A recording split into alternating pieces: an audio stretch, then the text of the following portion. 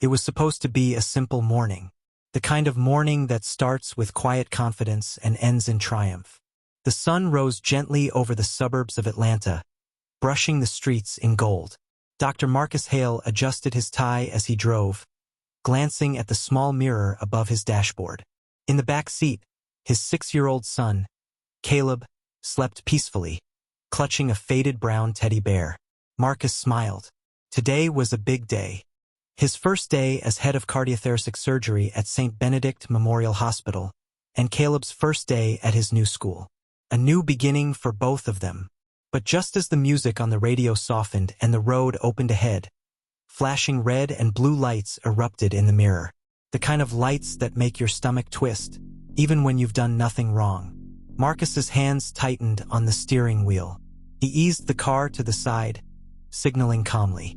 The police cruiser stopped behind him, lights still spinning. A man stepped out, tall, mid-40s, his presence heavy with authority and something colder. His name tag read, Officer R. Dawson. He walked with the slow swagger of someone who believed the badge gave him more power than purpose. License and registration, he barked. Marcus nodded politely, his voice steady. Of course, officer. May I ask what the issue is? You were speeding, Dawson said, and your tags look expired.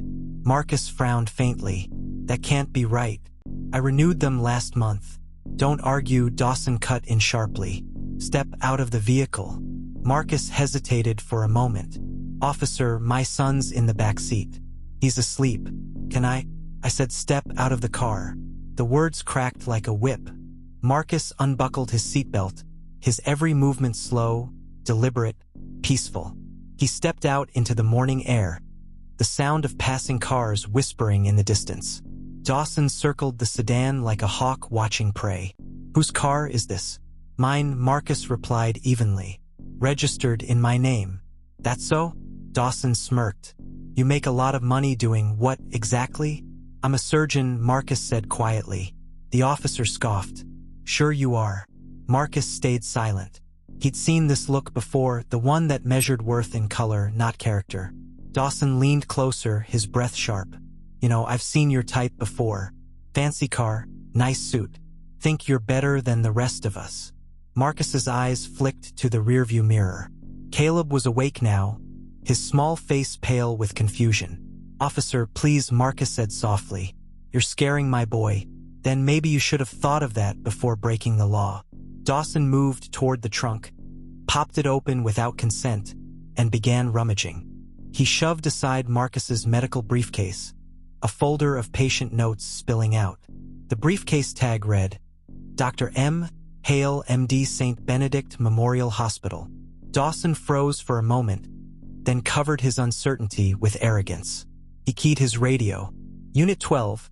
I've got a vehicle stopped on Route 91. Black male, mid-30s. Possible stolen car. Static. Then a voice crackled back.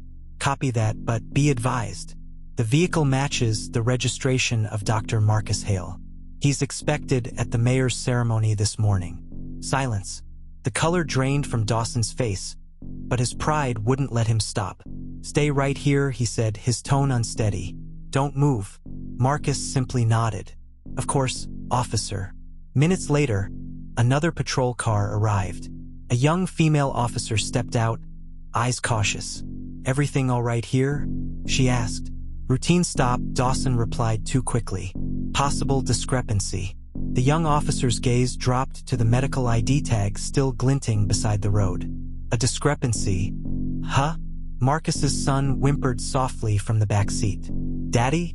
What's happening? Marcus leaned down. It's okay, champ. Everything's fine. Step away from the car. Dawson barked again. He's my son, Marcus said calmly. He's frightened. I said back away. The young officer stepped forward. Easy, Rob. He's not resisting. But Dawson wasn't listening. His pride was louder than reason. You people always think you can play the victim card, he sneered. Not today. Marcus looked up at him slowly. His voice was steady, but his eyes burned with quiet strength. Officer, you're making a mistake. The officer's jaw tightened. The only mistake I see is you thinking you can talk down to me.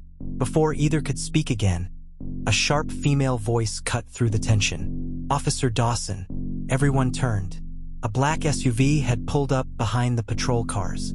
From it stepped Mayor Elizabeth Cardenas, her expression fierce and disbelieving. "Is there a problem here?" she asked. "No problem, ma'am," Dawson said stiffly. "Just handling a stop." "A stop involving Dr. Marcus Hale?" she shot back. "The man you were supposed to escort to City Hall this morning?" "Escort?" Dawson stammered. "Yes," the mayor snapped. "Dr. Hale is the keynote speaker for the city's new medical initiative. The same doctor whose research saved over 100 lives at St. Benedict last year." Silence fell like a hammer. The younger officer's jaw dropped. Dawson blinked rapidly, sweat forming near his temples. "Ma'am, I didn't realize." "You didn't have to realize," the mayor interrupted coldly. "You just had to treat him with respect." She turned to Marcus, her tone softening instantly. "Dr. Hale, I am so sorry. We were expecting you hours ago." Marcus nodded slightly. "No harm done," he said quietly. "Though my son may remember this morning differently." Caleb peeked over the seat, wiping tears from his eyes. The mayor crouched down slightly, smiling warmly at him. "Hi there, sweetheart. Your dad's one of the best doctors in this city. Did you know that?" Caleb nodded shyly, clutching his bear tighter. Marcus sighed softly, then reached into his car. He pulled out a small photo from the dashboard. An old image, a younger Marcus, his late wife in uniform beside him. He turned the photo toward Dawson. "You were there that day," Marcus said quietly. "I was with the medical unit that rescued your team after the bridge collapse in Fallujah. My wife, she saved your life." Dawson froze. His mouth opened, but no words came. "She was your wife?" Marcus said softly. "She passed 5 years ago. Cancer." For a moment, no one breathed. Even the young officer turned her face away, eyes glistening. Marcus continued, calm but cutting. "You don't have to recognize me, officer. You just have to remember the humanity in the people you serve." Dawson's throat tightened. His hand dropped from his belt. "I didn't know," he whispered. "You didn't ask," Marcus replied.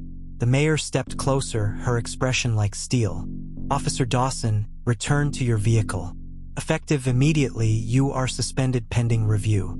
Dawson swallowed hard, his world collapsing under the weight of his own arrogance. He looked once more at Marcus, not as a suspect, not as a stranger, but as the man who had every reason to hate him, yet didn't. Hours later, Dr. Hale stood before a crowd at City Hall. He was meant to speak about medical reform. Instead, he spoke about something deeper. "This morning, I was reminded that no amount of success shields anyone from prejudice. But I also learned that anger doesn't heal, awareness does." The room fell silent. "My late wife used to say, 'Respect is like oxygen. You don't notice it until it's gone.' And she was right." He paused, glancing at Caleb sitting proudly in the front row. "I don't stand here as a victim. I stand here as proof that character matters more than assumption. That we are all capable of bias, but we are also capable of change. If my son learns anything from today, I hope it's this: no one's worth is measured by their skin, their title, or the car they drive. It's measured by their heart, by how they treat others when no one is watching." Applause filled the hall. But Marcus didn't smile. He just exhaled, quietly grateful that maybe, just maybe, his son had seen something worth remembering. Later that week, Officer Dawson sat alone in his patrol car. The same photo lay on the passenger seat, the one of Marcus and his wife. He stared at it for a long time, the weight of his actions pressing against his chest. For the first time in years, he saw the badge on his chest not as a shield, but as a mirror.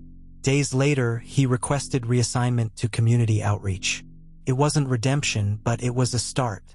Meanwhile, Dr. Hale launched a free clinic for underprivileged families, the kind of people who were too often profiled, too often dismissed. And every morning before work, he dropped Caleb off at school. The little boy would wave, smiling.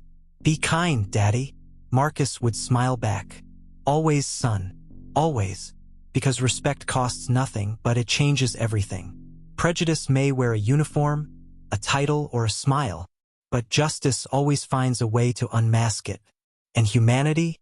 It's not about who has power, it's about who chooses compassion when they don't have to.